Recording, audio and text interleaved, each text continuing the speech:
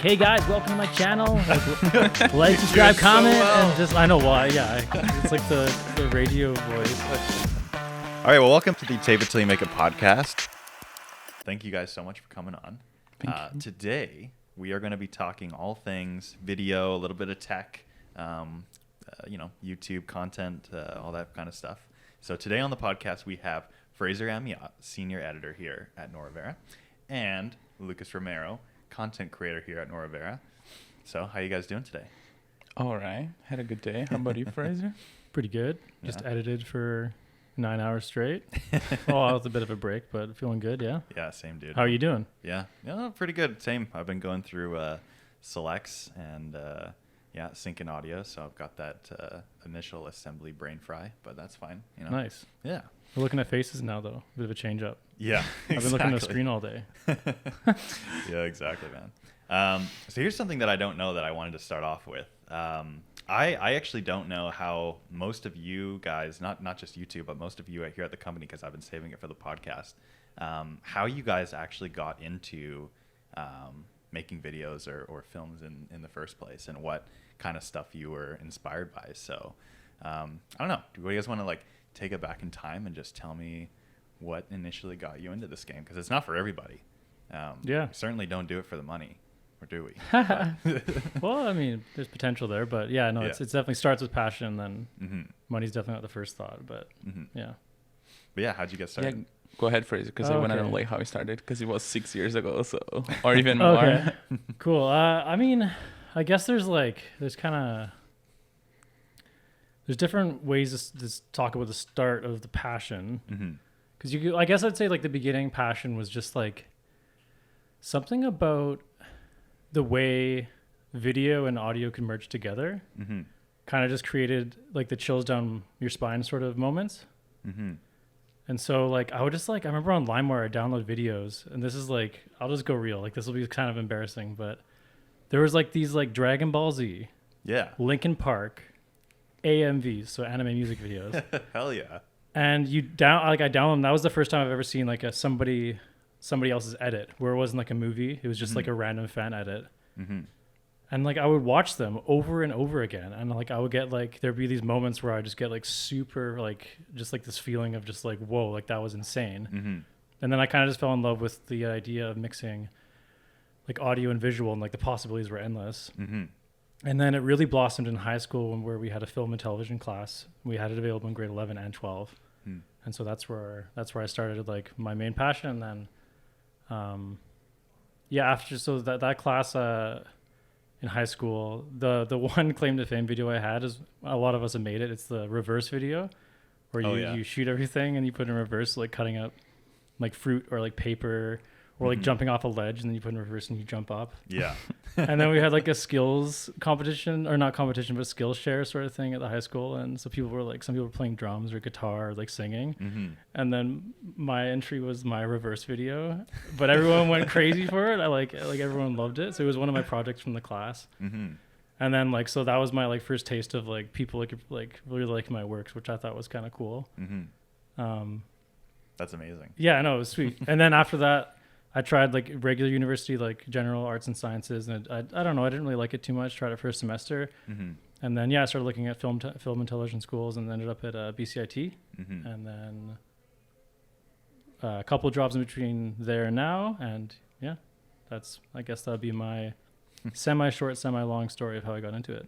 That's sweet. And it all started with the Dragon Ball Z AMV. Yeah. And the reverse videos. Yeah. I was thinking I could say it in a different way, but I think that's just the perfect, it's just a random thing that totally, just you just find, and you're just whoa, this is and then obviously there's more to video than just that, but. Yeah. But that was the time, right?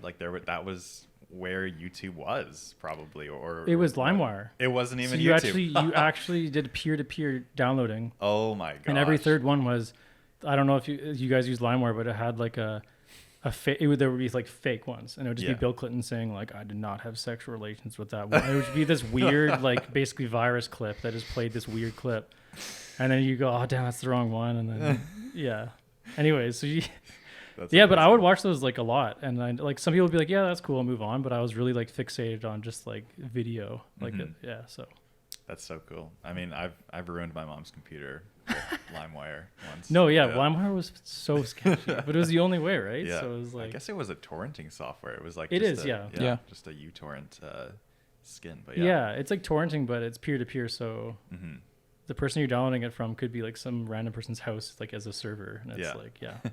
This podcast is not sponsored by LimeWire, but yeah. Exactly. What about you, Lucas? How'd you get into it? I started more in a cheesy way, I would say. It wasn't like based on Mine's Dragon not Ball Z. cheesy. No, mine's That's cheesy. I started 5 years ago after I finished college, and I was miserable at my job. I was working in a bank, an investment bank, for like 5 years. Oh, really? And I was so tired of it. What were you doing? What I was doing? Yeah.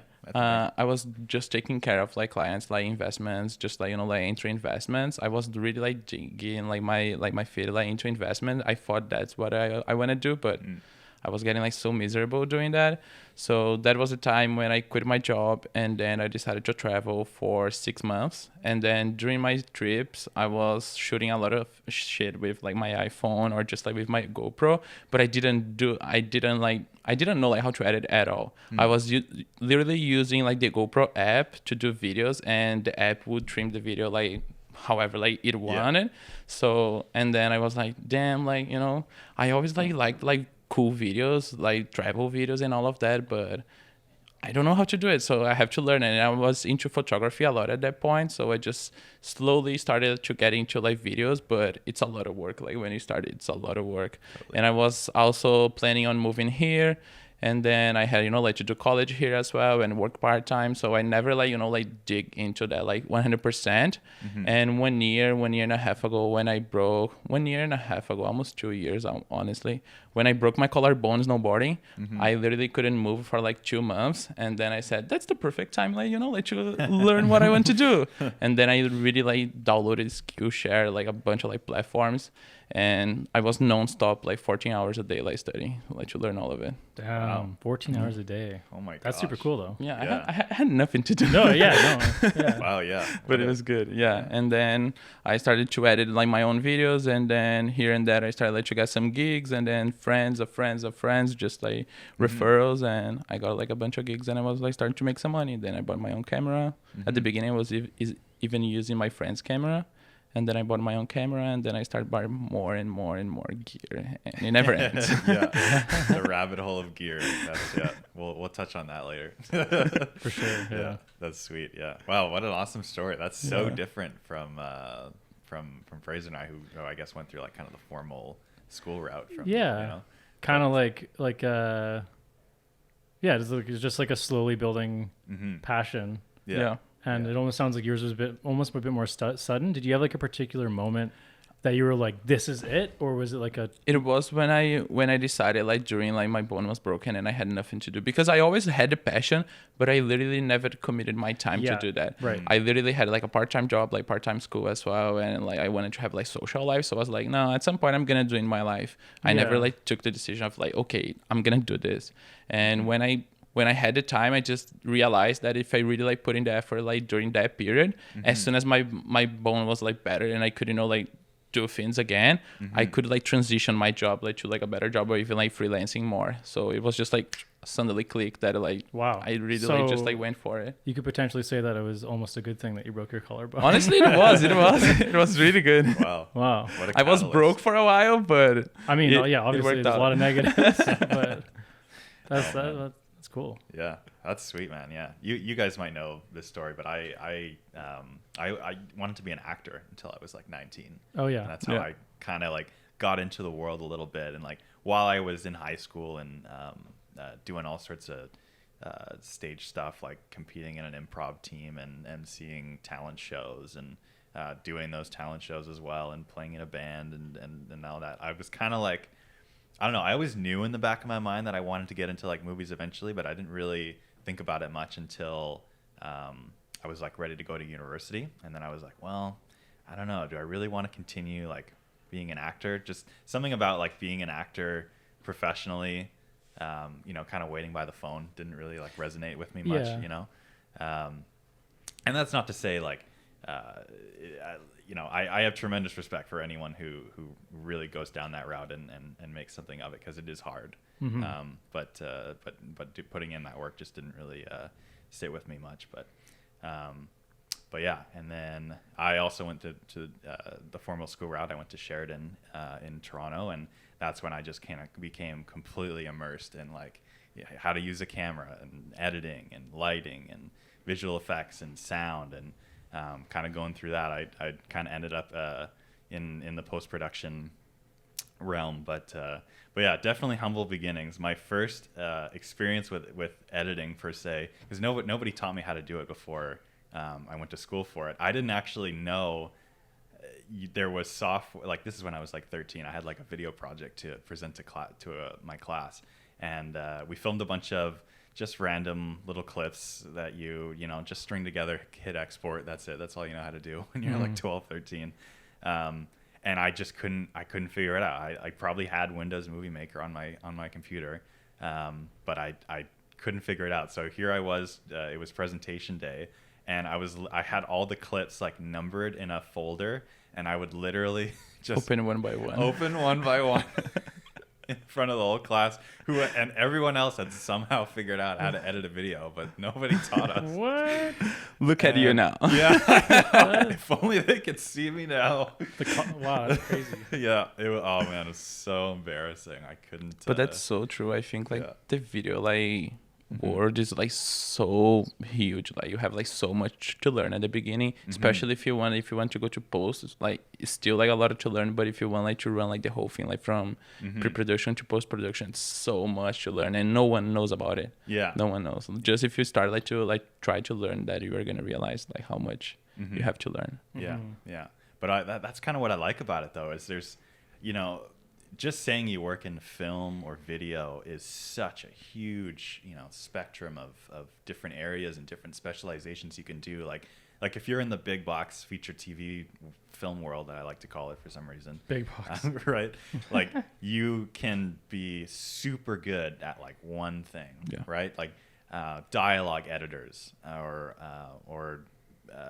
you know, being just a colorist, which I guess applies to a lot of other areas, or being a grip and a gaffer and first AC, second AC, first assistant director, second assistant director. Like, you know, I guess it all depends on the scale of your set, but it's like, it's really interesting how, I don't know, as the budgets get bigger and the projects get bigger, those micro skill sets are really what people look for. Right? 100%. But yeah, let's shift a little bit into what's out there on the internet. So, you know, we are people of the world. We like to watch internet content, and what's your go-to on YouTube when you're like, I don't know, you have some free time, you click open YouTube, you see some recommendations. What's the first thing you click on? First of all, you already like said like YouTube, like which is my go-to for sure. Yeah. Because I think you have a lot of options, but nowadays YouTube is the hard thing to do. Totally. And normally when I go to YouTube, first of all, I could go for tutorials. Well, I love to watch tutorials. Even like nowadays, like most of the guys that I follow to learn stuff, like they are like posting like 1 hour long like masterclass tutorials about like some specific thing, and I love it. I even like sometimes like stream on my TV and just like while I'm doing like something else, I just like keep watching. So I go like for tutorials or cinematic videos, and honestly nowadays I only go to YouTube like to learn something or like watch something and try to understand like how they did, and so I can like replicate it or something like that. Yeah, totally. Yeah, YouTube is like, I don't know, would you say like YouTube would be the place to go to learn things like, I don't know, 10 years ago, or is that kind of more of a modern development of YouTube? Say modern. Yeah. Modern, for sure. Yeah. What's your go-to, Fraser? What do you like to watch? I'm actually not too big of a YouTuber. No, eh? Yeah. Where do you go on your off time? Well, so since I'm working usually on live action videos, sometimes on my off time I like to do something that's like not live action. So like video games. Oh yeah. Or yeah, I'd say that, or sometimes I like the Corridor Crew. Obviously, you've heard of them. Yeah. Yeah, because we don't even watch them during break. Yeah, exactly. At all. Yeah, I don't know. I actually feel kind of like I would watch a lot of YouTube if Sony was just like to hold my hand and show me where to watch and what to watch. But I'm a bit of a YouTube cynic sometimes, where like the classic YouTube tropes. We'll just try I'm not down. Like No, they're like, eh? hey guys, welcome to my channel. Like subscribe, comment, and just I know why. Yeah, it's like the radio voice. And then I'm like, ugh, yuck. And then I also don't, the thing where people watch people who follow other people's lives. Yeah. I mean, Vlogs. all to you, but I just like, I don't like that. No, eh?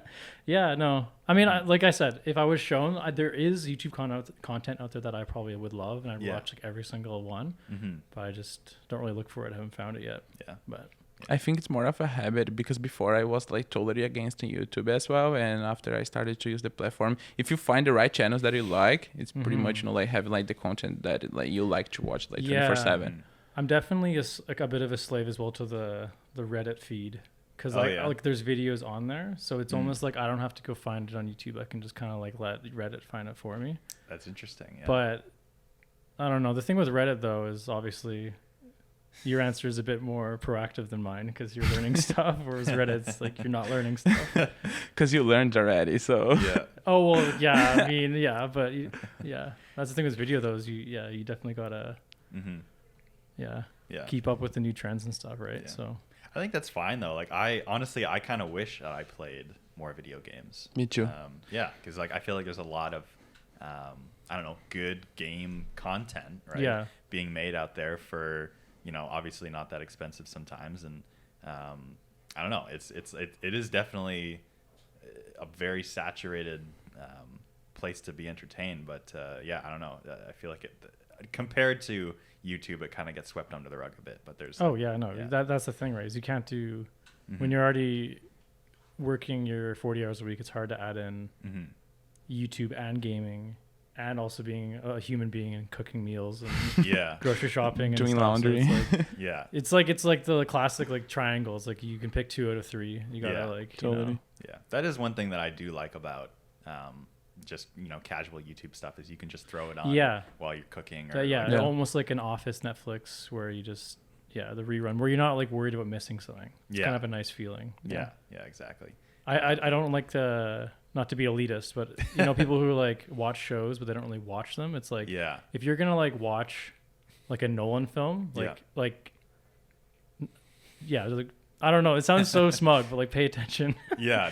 Like sure. I wouldn't, unless you've seen it before. That's the thing, is if you background watch something you've seen before, that's cool. I'm guilty in that, because sometimes I like to have like a background noise, so but I kind of like rate. Before, no, I rate them. So if it's something that I'm not into that much, I know it's not gonna be that good. I put it like why I'm not paying that much attention, because if I miss something, like whatever. But like those good TV shows, I 100% like pay attention all the time. Yeah. Cool. I am semi guilty of that too, but not with feature films. I don't know. I have a category in my head for what I'll call like throwaway shows, like shows that if you like paid attention to them, you'd be entertained. Otherwise, if you just throw it on the background, it's not anything super special that you're missing, and you're not gonna like, I don't know, be out of the loop. Like exactly shows like The Office, Parks and Rec, any given sitcom that returns to normalcy at the end of the episode. Exactly. Things like that. Something that I've been trying to do, because I've been really like, I don't know, I feel like we're all very busy people, and especially since I've more settled in and gotten a bit busier. I've been trying to like be pretty conscious about the stuff that I like watch on my off time. So I've actually been drifting more back to Vimeo. Vimeo, a little like bit. staff picks and stuff. Watching staff picks, trying to, I don't know, find some good like short films and documentaries and stuff, because we always talk about wanting to do more of those as a company, and just having more references and stuff in our mind definitely helps. Well, then that's the thing is if you put in you kind of like, you don't want to structure your free time, but you almost kind of need to a tiny bit. Definitely, you have to, because like it's amazing. Like if for instance, if I'm going to scroll Reddit on like if I have 4 hours off in a night, and I'm not going to scroll for 4 hours, but like even just mixing in some other content, I think regardless of video or whether you're in anything, having like diverse content, because otherwise the days just kind of like feel the same, and you don't really, you're just seeing the same stuff. So here's a Reddit life hack. So I don't go on Reddit pretty much at all, but what I will do sometimes, if I just really feel like I don't know, having some rot my brain content is I'll watch like r/videos. Yeah. So that's like my go-to for lunch break. Yeah. So I like that. Yeah, like the actual channel r/. Oh, Or- wait, hold on. Like the subreddit? Yeah, Yeah, the subreddit are videos. I don't know what you're talking R about. slash Oh, okay. videos? Yeah. Or do you mean like is there a chat channel? There's there's a really popular YouTube channel called r/ that just No, just you're, talks a whole I see. bunch. Okay. Yeah, Got yeah. it. Wow. No, it's okay. Because I didn't. It's a lot of really- slashes and R's and Yeah, for YouTube's. sure. Yeah. What's Okay, the deal well- with Vimeo? Like most of the videos are corporate videos or just professionals? Because I heard like Vimeo like could be more like portfolio related, like people who are into like the next level on videography, like they post that work because Yeah. like the files are like super huge, so you keep the quality. Yeah. I don't know. It has a better, I don't know, a better video hosting. Yeah, software or 100%. something. But yeah, like back in the day, and this is before I was really like super into the internet. Like Vimeo used to be, I think, like the place to go for content, or at least in the forefront of people's minds, and for the most part. Now it seems like it's a very big corporate tool. Like we use it all the time, and it's just a way better than sending a client a YouTube video. Yeah, no, Vimeo. I think Vimeo is great. Yeah, for sure. It's the UI is good. It has no garbage around it. So like a video's it's just the video of the player, good quality. Like Yeah. So I think it's great. Yeah. But now it seems like it's really a good place to just find like quality short films. Yeah. And the staff picks are what I guess, the high council of Vimeo decides is worthy of being spotlighted for that period of time. And it's super easy to search by genre, and they have different channels that you can subscribe to. And there's some really really good stuff on it. It's Not that deeper there's- than it looks, that's for sure. Because Yeah. on the surface it looks very simple, but they got a lot of content on there. Yeah, and there's some really good That's stuff nice. on YouTube too. But I think just because it's more film centralized, it's just easier to find. Yeah. Good stuff. Yeah, But like Fraser said, like less garbage for sure. Yeah, I mean, I'm trying to watch less garbage for sure. Well, but You need a bit of garbage in your life. it's You know, important to give for your sure. brain a break and Yeah, but that's the crazy thing about this time is you take a break from the screen at work by going on another screen, yeah. and then your break is like on your phone screen as well, and it's just like Yeah. yeah. Mm-hmm. That's why that's a having the whole nother podcast is pretty conversation. fun. See, we are interacting with people. It is No cool. screens. Well, I just moved That's out it. recently to a new place, and I actually thought it was a weird feeling. Like I was like, I feel pretty good right now, and I realized that I hadn't looked at a screen I probably only had like 20 minutes of screen time for the whole day, Wow. and I was like, kind of felt good, Yeah. like staring at real things. Totally. Yeah. It sounds sad to say it that way, but it's true. Like that might be moving weekend might be the lowest screen time I've had besides like going away on like a camping trip, Wow. and that was like a year ago. Anyways, screen time's crazy. Yeah, no, for sure. I mean, while you were moving, I took my first ever trip to North Van. Sorry I didn't help you move, but Hey, that's fine. Welcome to Vancouver. Help me move now. You move ahead of all the like the 100 other people I know. You, specifically Nathan. yeah, exactly. But thanks for the offer. Yeah, you're welcome. I don't know. I was feeling some pretty big cabin fever, and I was like, oh, man, like I've been procrastinating going for like a hike. I live in freaking BC now, and I haven't gone on a hike. I've been here for a month. I might as well I don't know, just go somewhere. I literally picked the closest trail I could find on Google Maps. Took a couple buses to Pipeline and Chinook Trail, I think it's called. And just kind of kicked it around there. It was really nice. There was a lot of people there. I think that's a pretty popular spot. But there's some great stuff on North Van.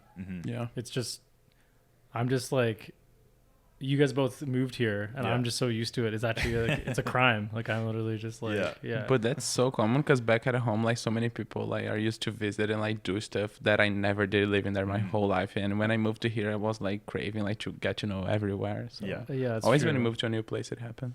Yeah, exactly. And I do like the being the guide for like a visitor. It's always fun because then you get to rediscover your own city. Oh So- yeah, nice.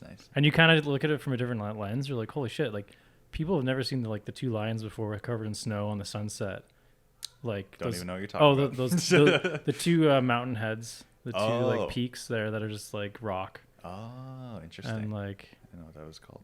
yeah, but there's like you take somebody who hasn't been here before around and, you know, reappreciate the city. It's good. Yeah, for sure. Yeah. We'll be doing that soon once COVID's done. Yeah, Definitely. for sure. Yeah. It's coming. 10-person gatherings outdoors are allowed now. Yeah. So we're getting there. That's And true. vaccines are rolling out like nobody's business. So, but yeah, like occasions like hikes and stuff, like that's the only time these days anyway, where all the camera gear that I've accumulated over the years really gets any action. And I wanted to talk a little bit about that. So what we three are all sort of casual shooters on our off time. Yeah. At least a little bit, you know, pictures, video of family, friends, activities. We like to, you know, it's good to practice with our stuff. So what are you guys rocking right now? What's in your kit? And I actually know, I think you guys are both Sony shooters. Yeah. Yeah. I have been Ooh. shooting a 6-400. You said like a No, yeah, no, it's because it's a 6-400, not because it's a Sony. Oh. I was talking to Nathan like a couple of days ago that I'm craving like to get like a full frame camera, so that's why I'm kind of like just bummed. Full frame. Yes. Yeah. How about you? Oh, I'm in the same boat as you. I have the 6300, A6300 Sony, You and I went with the smaller sensor size as well. Yeah, me too. Thought about the full frame, but I think my next one will be, which is sounds like that's the stage you're in. Yeah. It's hard to jump to full frame though, right? Because it's not just an investment in All the lens. all your lenses that are small APS-C. You got to get bigger. Full frame Yeah, lenses to cover the whole exactly. sensor. Otherwise, what are you doing, right? Yeah. You're just going to be shooting with I don't know, the same area of the sensor, but yeah, I thought I would be doing a lot more shooting, and for context, I used to do a lot of client videography and shooting a lot of concerts and events and stuff before COVID. And just before COVID, a few months, I got a BlackMagic 6K and rigged it out, and you know, it got it functionally as like a handheld rig and a couple lenses and stuff like that. Wow. And now it just kind of sits on my shelf, all sad. And it's it's a weird camera because it's it's made of plastic. It's not so durable. You can't really take it out into the woods, and of course you got to build it out. It's just way too heavy to carry. Maybe there's a cotton carrier. Shout out. Yeah, shout out to cotton carrier for that. But otherwise then I just have my Canon T6i Rebel, which was my like go-to for years before I just started like craving, you know, more resolution, higher frame rates, and better color depth and stuff like that, and finally caved and bought the BlackMagic. Which, by the way, the Rebel line is so good. It is. It like really for is. like a beginner like camera that you can pay like $400. Like it's mind blowing. Definitely, yeah, and super easy to use too. Right? Like so many people can just like, you know, take it out of the box, set it on auto, and produce some pretty good My stuff. first gigs were with a T5i. Oh yeah. T5i, yeah, T5i. from my friend. Nice. Oh, the T5i has the flip out. Yeah, it screen. does. Damn, Yeah. that was badass. Yeah, it is Still good. is badass. And honestly, I was getting that camera and I was just renting like some like good full frame lens, and because I didn't even know at that point like the difference between APS and full frame. But the quality of the lens was so good that the camera was really like doing like a great job, and even like doing like night videos, like it was super good. Yeah, yeah. That's when I realized when I bought my first lens, which was the Sigma 30mm 1.4. That's when I was like, well, you know, you gotta invest in the lenses.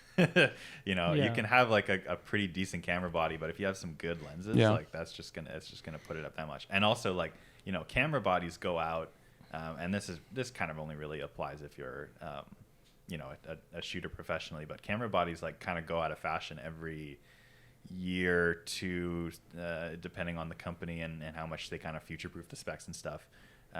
But lenses, they have a much longer life. That's a good point. Right? I never thought about it that way. Mm-hmm. They actually are probably the better investment. Yeah. They say date the bodies, marry the lenses.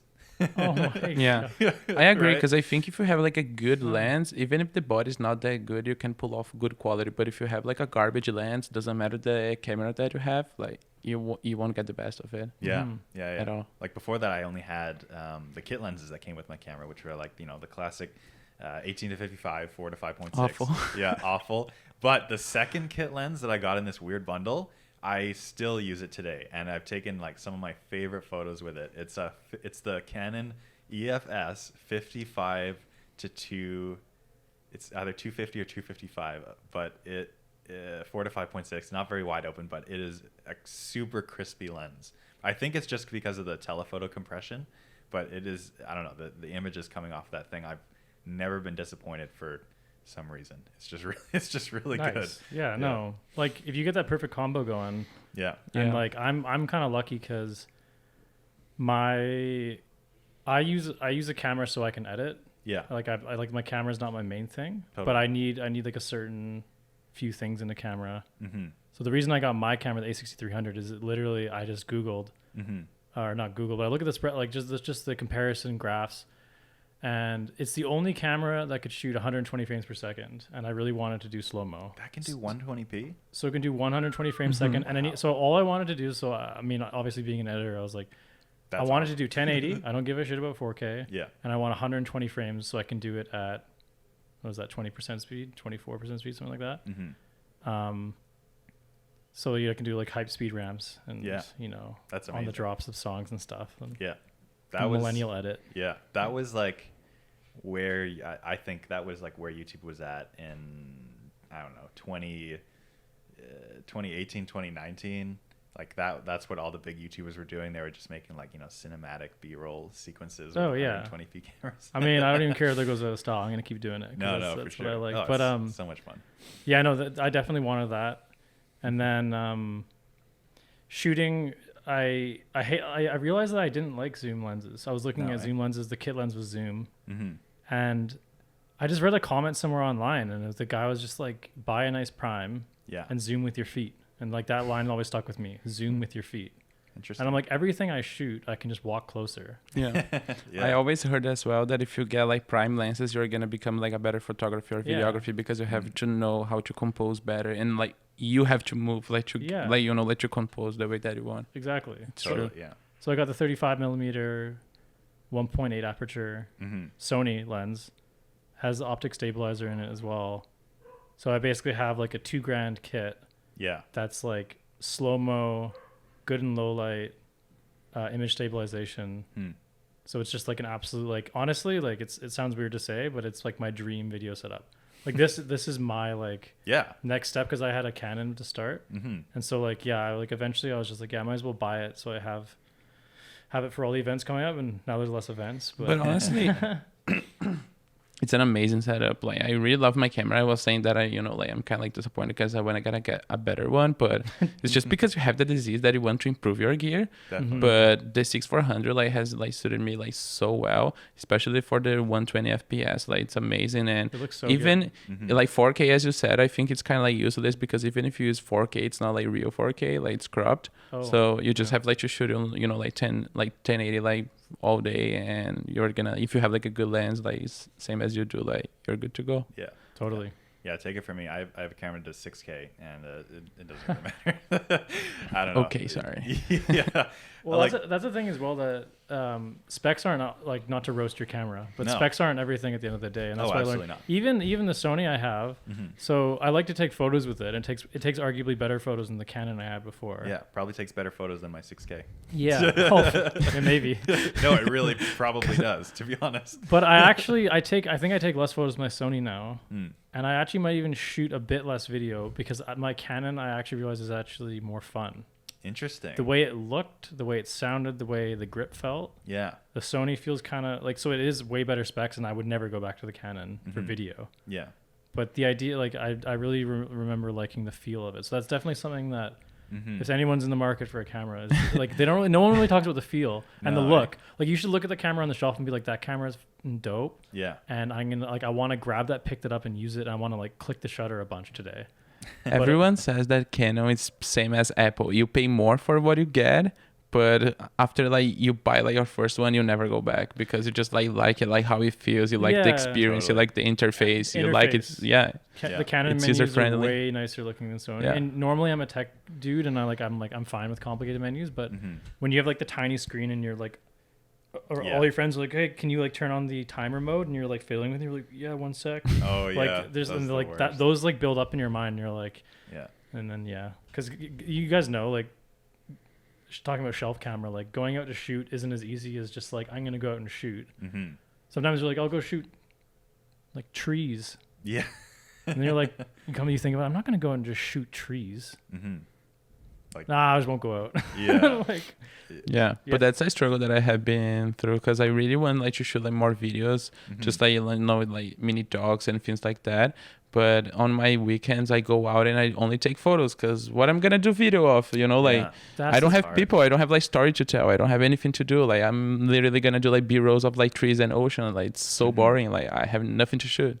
I totally know what you mean. I Yeah. cannot describe how much I hate having to choose between shooting photo and video. So like when I'm out with friends, pre-COVID, it would be like sometimes I would take a video, switch it to take a video, switch it to photo, take a photo, and it's just like there's no flow to it. Right. So I find I have to pick between photo and video during events. Yeah. But it doesn't really feel good because then you're Yeah. like, should I be taking photos right now? Should I be taking video? But And it's overwhelming. Like before, I was trying to go out and like make like some B-rolls, like cool B-rolls, and take some photos, and then it's pretty much as you were working. You have like to remember that I have to take photos and videos, and then all of that. It's kind of like, wow, I just wanted to have some fun. Like whatever. no, Yeah. It becomes work very, very quickly. Totally. That's why I think it's better to choose between video and photo because otherwise you're just gonna get like, especially like if you want to color it, you're coloring one in Lightroom, one in Premiere. Yeah. Yeah. And then you want to like copy the LUT kind of, I guess, but like then you have to like copy them over and that you might go down that trail in a thought before you even gone out and shoot, and you might just not go out and shoot. Yeah. You might just not bring the camera. No. If you go too far down that train of thought, like sometimes I'm That's just like, true. you know what, I'll just take photos on my phone, Yeah. leave it at home. But That's why I admire a lot of like YouTubers nowadays because That's a lot of work. It's a lot of work. It's Yeah. a lot of work. Not only that, it's a lot of like self-motivating Yeah. because like you guys just said, it's so easy for us to just dismiss like, well, like, I'm going to go shoot some, cool visuals, but like, what's it for? Like, what am I going to edit this into? Like, I'm going to go shoot some cool B-roll, but what's the A-roll going to be? Like, what am I really, doing this for? And I get sucked into that too, especially now. And like you said, Fraser, like feel of a camera and like usability is so important. And I kind of wish that I tried out the 6K before I got it. Well, yeah. Like I still love it and I love using it, but it takes me like 15 minutes just to set it up, just to rig it up and set and then it's not this like casual thing anymore. yeah, but, I know what you mean, but yeah, you still probably get some good use out of it. Yeah. When I'm feeling motivated, I'm really hoping that I can continue, like, get back into like doing concerts and stuff. And although on the smaller scale stuff, like going out for a hike, it might not be as nice. But on the high end of the ceiling, you got way more. Like you could shoot like a full-fledged documentary on that. That's what I'm hoping to do Totally. at some So point. like that, it gives you more of like the professional Definitely. end stuff. Yeah. But yeah, the day-to-day definitely is undeniably not as I good, always but- try to think that like a BlackMagic, it's more like kind of for like studio shooting.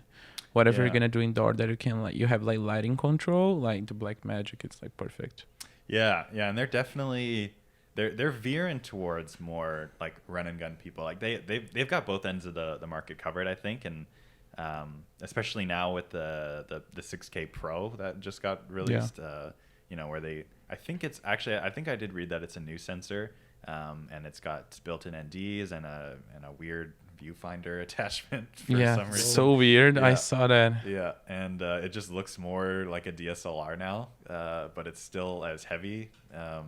And They got the tilt screen as well. the tilting screen. Yeah, that was huge, right? Yeah. Some people will freak out and say that they want a flippy tilty screen, whatever the heck you call it. But yeah, I like flippy tilty. Yeah, flippy tilty for sure. But what kind of peeves me a little bit is because is the price that they set it out on. So I bought it at their release price, not the Pro, the 6K, at I think it was 3,200 Canadian, and then like 6 months later they bumped the price down to like 25, and now they're releasing the 6K Pro at that 3200 price.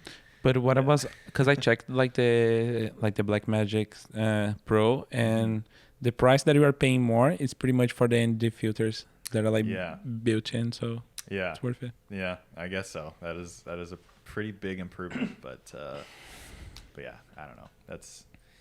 It is what it is. BlackMagic's still really good, but it's not like you bought the camera and it literally doesn't work. No, exactly. Yeah. But now I'm if that happened, then we'd be like a bit like, oh man. Yeah, poor guy. Yeah. Now I'm craving like the ability to like fuse my BlackMagic and my Rebel ease of use, together. And wow, create. this starts like the start. This sounds like the start of a commercial for BlackMagic's new line of cameras. But honestly, that's why I didn't buy my new camera, because I'm really hoping like for like a combination of like both of those cameras, like a run and gun camera, but also like a camera that you can get like a really like high quality. I was thinking of the A7S III. Yeah. But at the same time, like there's like the A1 right now. There's like the new Sony that they released, like the FX5.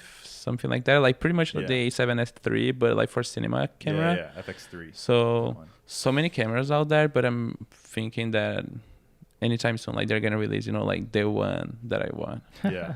I'm waiting too. Though it seems like, I mean, it was kind of a meme when it came out last year, but like the Canon R5 and R6 are pretty close to that. Like the R5 has 8K RAW internal.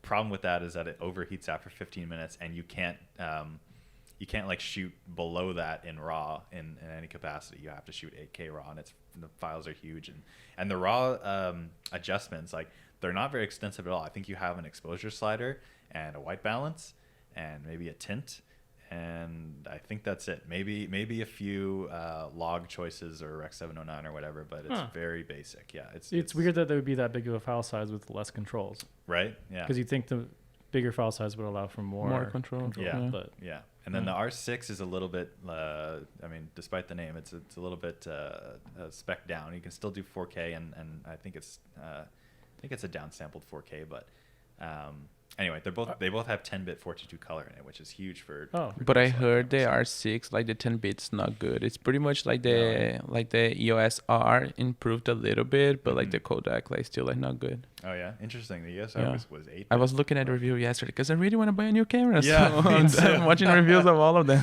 Are these ones you're talking about? Are they mirrorless or DSLR? Yeah, they're mirrorless. Yeah, mirrorless. Okay, cool. I think everyone's going mirrorless now. Canon.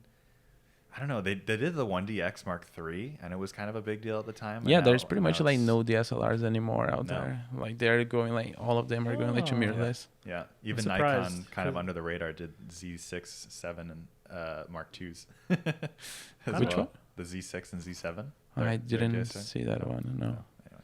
What were you saying, Fraser? I'm kind of surprised. Yeah. Because my first camera was DSLR, and my second one was mirrorless. Mm-hmm. I don't know. I think it's just the size, mainly. I bet. Right? Yeah, I think that's kind of the idea, is to make everything cram the most specs in the smallest body. And even the price point, because mirrorless are being way cheaper. Definitely. Right. Yeah. I guess it's you create a new market for sure. Right. Mm-hmm. Yeah. It must be really hard to manufacture, because like a mirrorless is more computer than a. Yeah. So like a computer you can create in a factory, I think, easier than like the obviously the mirror system of a DSLR. Extremely delicate. Yeah, even the updates, like you can tell like there's like computer, because like after they release the camera, like they improved the camera so much on just like firmware updates, and they can even like release like new like things like to use like in the camera as well. So it's pretty cool. Cool. Yeah.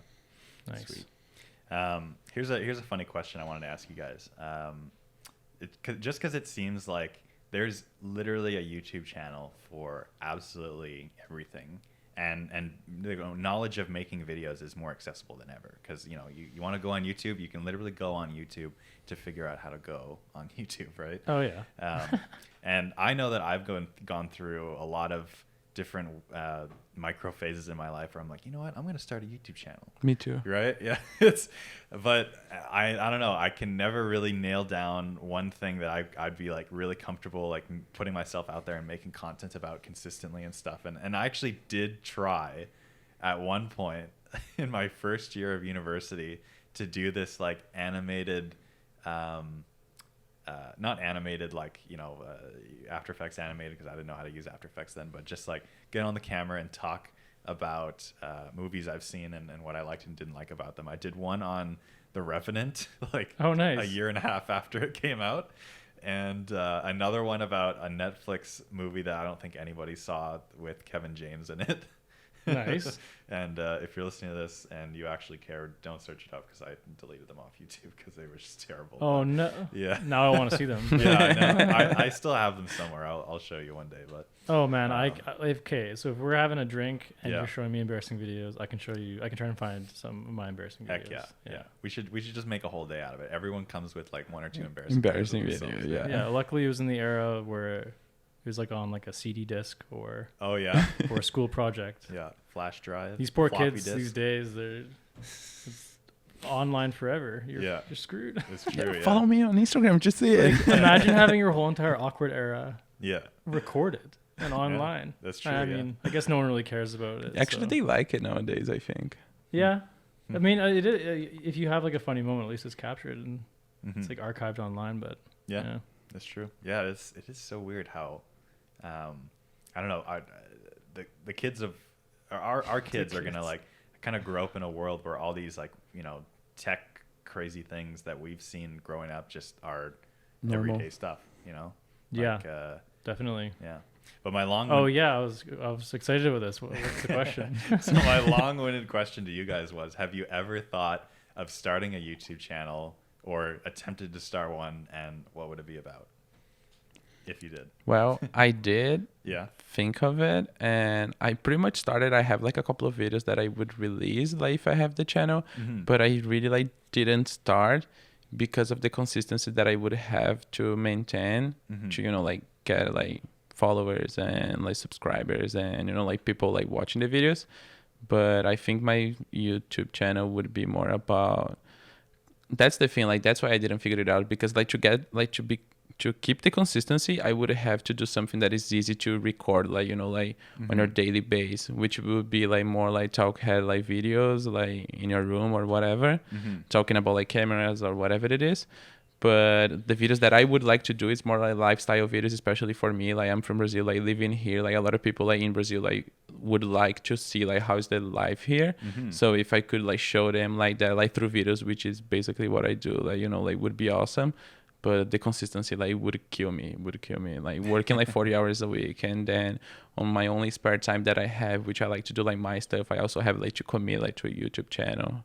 It's pretty overwhelming. Yeah. But Yeah, you could that get would be my goal. picked up by like Destination Canada, which is the Ooh. Tourism Canada board. Yeah, my And you goal could be like an honestly, ambassador. my goal honestly, it's like after I settle like a little bit, I get like an editor, and then I can literally just like keep shooting and just like, yeah, editor, good luck. Yeah. That's the dream. I mean, Editor, comma, good luck. Yeah. Your boss. Period. Lucas. Is it exclamation mark or period? Period. Period. Just stern, like good luck. Yeah. I mean, yeah, I find it amazing when I see like YouTube channels that are like big enough to be able to like give an editor or like other shooters like full-time salaries. Like I mean, it's pretty attainable nowadays, but like, I don't know. I just like, obviously like making money off YouTube has, I don't know, 10 years ago, I think it was almost unheard of, but now it's, Yeah, it's absolutely wild. yeah. One avenue that's insane is the YouTube and Twitch TV, the gaming streaming platform. Yeah. Because basically with Twitch, you're streaming, like people stream for like 10 plus hours a day sometimes. And it's crazy because there's so much content in that 10 hours that like, how do you make like the highlight videos? So there's a lot of editors that will just go through, like, let's say there's a famous Twitch streamer, let's say just like Ninja. He's probably the most famous. He's fallen off a bit recently, but he's one of the most famous. He's on like Ellen. Yeah. Oh, yeah. And like he's a Fortnite streamer. He makes And- so much money. Oh yeah, he's one of the richest. Wow, it's crazy. He could stop working and be like set for life like 100%. Wow. But anyhow, like he probably has a few editors working like around the clock, just creating his content and snipping it. But this is the crazy thing is not only does Ninja hire editors to go sift through all the content and make content, but there's other channels on YouTube that will be called like ninja highlight videos, Oh, XX64. And those guys will clip the stream and then upload it as like a ninja fan site. Yeah. And those people will be making shitloads of money because those videos will be getting millions of views. Wow. So like it's like you can have like it's like the trickle down and the amount of content is like like I could go rip Twitch videos, make like a Twitch highlight, YouTube, edit some videos, add like a front and end, and call myself like Fraser Twitch highlights. Oh yeah. And I could like if I did it well enough, I could start make a living off of it. I think, which I don't want to do that. Yeah. Is that what you would have started? Well, okay, that's a good segue. So that would be an option. I've had one friend that's really into Twitch, and he's like, "You should do that." He makes it sound way easier than it is.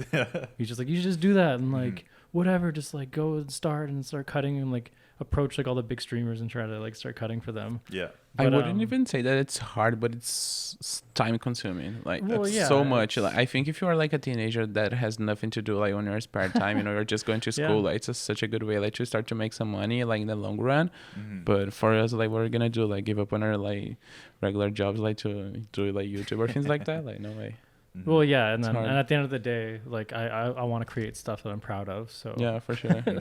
although you could make some good Twitch highlight videos, but Yeah. That's true. But yeah, my other idea, which never formed, was actually when I went to VCIT for television video production. I had a coworker named Charlie, and we were gonna make a YouTube show where it's called Microwave Mods. And what it is it's like bachelor food. So like we were like, have you ever like had like a pizza pop, or no, have you ever had like microwave a burrito and like put like a slice of cheese on top and microwaved it? It's like, oh, that sounds so good. And then he said a couple other ones, and we're like, it would be like a channel of taking like shitty freezer food or like shitty bachelor mac, like, you know, people put like hot dogs and mac and cheese. Yeah. Like obviously everyone ever knows that, but it would be like creating like garbage food that's like actually like really tasty because like we didn't think it's been done before. Oh so. man. I had a similar idea to that when I started really getting into like Chef's Table. I Yeah. was so obsessed with the format that I wanted to like twist it into like a spoof, like a parody. Exactly, yeah. Where it's like a close up like of like a hot dog getting cut. Yeah. I like 240 frames per second. Yeah, on like a really nice cutting board. Yeah. For no reason, but like all the ingredients are shit. Yeah. We should do that. That'd be it's such a fun. Yeah. We'll put that in the bank. Put that in the show notes. We're gonna do that. And then the only other avenue I can think of for YouTube would be, much like how I said my origin story of the Dragon Ball Z montage. Oh yeah. But I also really like sports montages too. So, like on YouTube, there's tons of really good ones. Nice. So I'd probably make Canucks content because I'm a Canucks homer, and I love. I hockey. didn't know that, Fraser. Yeah. If you're watching the video, or if you're not watching the video, it's like a slowly oncoming disease. Like first it started with just like being a fan. Then you know I'm telling people about it. Then I'm watching half the games. Then I'm watching every game. Yeah. Now I have the hat. What's next? Yeah, my first ever work social was watching the Canucks game after. Oh yeah. On a Thursday night with. We got annihilated, I think, too, didn't we? That was pretty fun. Yeah, we should do it again. And then if you get enough drinks in me, I'll tell you the whole history of the team and how heartbroken I am. But you know what? I'm looking forward to that. Yeah. Nice. Well, it is definitely past our showtime. But right. I wanted to end on. I always. I don't know. I seem to always like to end it on asking a bit of advice to people. And you know, we three are fortunate enough to be able to make a living off things that we really like to do and our passions and stuff. And I was thinking back to before I started with you guys, and while I was kind of doing my own thing a little bit and still learning, I used to think that, like, you know, being in a place like this, like working for a production company, was such a high, you know, barrier to entry, like borderline impossible. Almost nobody, you know, gets there, where you have to know, like, you know, the owner of the company and start off the ground and stuff. But all that to say, like, what's some advice that you guys can offer, like, you know, students or people who are pivoting themselves and learning new stuff? Like, how can they get to, I don't know, wherever it is that they want to go? What's your advice?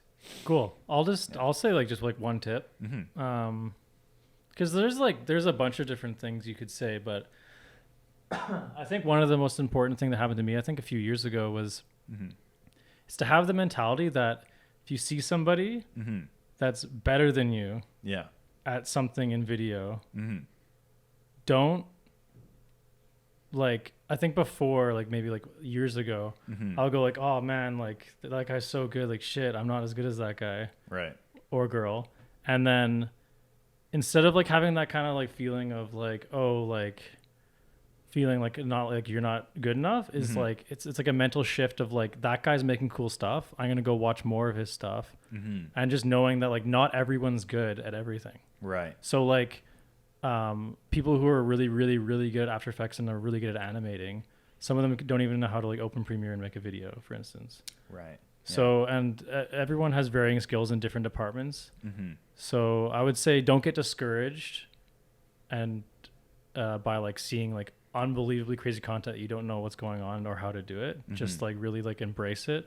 Mm-hmm. And yeah. That's sweet. Yeah, no, for sure. It is really hard not to get trapped in that like self-deprecating, like, oh, I'm never going to make something as cool as that. Yeah. And, you know, obviously if you don't put yourself in the right mindset and you don't try, then it's probably going to be true. Right? Yeah. And like Yeah. worrying like, oh, that's already been done before, maybe I won't do it then. But like, Mm-hmm. it's like a lot of industries, it's like love their stuff and like potentially even copy it. It Yeah. doesn't matter. Like everyone's just kind of recycling stuff. Yeah. And then you can add your flair in different ways. Like if you like a graphic style that somebody has, just like unless it's like copyrighted, but Yeah. just literally copy it. No, yeah, for sure. And like everyone piggybacks off each other. So like having that mindset Mhm. instead of like seeing that amazing content and being scared is the wrong word, but intimidated Yeah. by like the insane content of or a skill, Mm-hmm. just like fake it till you make it and just run with it, because like you can get there. It's like, Yeah, it's tape it till you make it. There you Wow. go. Holy shit, that wasn't even on purpose. That's probably subliminally because it's like right there. Yeah. But Sweet. Yeah. Yeah. No, you're totally right. Even at the top level of the creative chain, like writers will write spec scripts, right, on shows Yeah. that they want to get on. Although I've heard that that's maybe not an advisable thing to do, but it's something that happens. But yeah, Lucas, what about you? I totally agree with both of you guys. I think like that's the most important, but as well, work on a craft and know that like in this field, like the learning curve is huge. So Definitely. just like get the time and like be patient and like keep studying and keep learning and hustle every day, because you're gonna need it, because there's so much to learn and to be there, like to be like really good. If you just want to be, you know, like good enough like to make some money, like fine, but if you really want to be like top notch, like high quality, you really like you are like looking ahead like a few years like to get there. I'm not even there like at all. Like I'm not like you guys, you know, like not even close.